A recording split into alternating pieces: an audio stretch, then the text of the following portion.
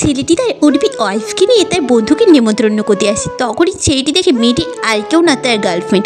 ছেলেটি কী করবে কিছুই বুঝতে পারে না, তার বুক ফেটে যাচ্ছিল। তাও সে তার বন্ধুকে বলে, আমি তোর বিয়েতে নিশ্চয়ই যাব। তারা সেখান থেকে চলে যায়। ছেলেটি শুধু ভাবে মেয়েটি তো কিছুদিন আগেই তার হাত ধরে হাঁটতো, সে না খাইয়ে দিলে খেতোই না। একদিন মেয়েটি তাকে ফোন দেখিয়ে বলে, এটা আমাকে প্লিজ কিনে দাও। ছেলেটি তাকে বলে, আমি পরে কিনে দেবো, তুমি তো জানো এখন আমার অবস্থা। মেয়েটি রেগে সেখান থেকে চলে যায়। আবারও তাকে বড় রেস্টুরেন্টে নিয়ে যায়।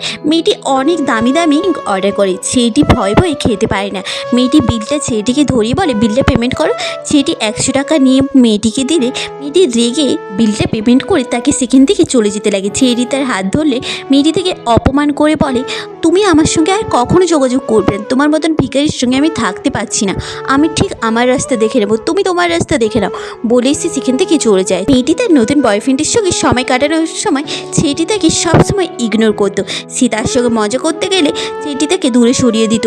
মেয়েটি ভাবে ছেলেটি কত ভালো ছিল, তার সঙ্গে সময় কাটাতো, তাকে ভালোবাসতো, এর সঙ্গে তো কিছুই পাচ্ছি না।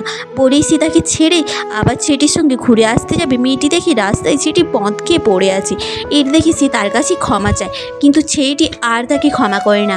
বলে, তোমাদের থেকে আমার মত অনেক ভালো, তোমরা আমায় ধোঁকা দাও, মত কখনো আমায় ধোঁকা দেবে না। বলেই সে সেখান থেকে চলে যায়। মেয়েটির কোনো কথাই আর শোনে না। মেয়েটিকে ঠিক কাজ করেছে ছেলেটি কমেন্ট করে কিন্তু জানাবেন।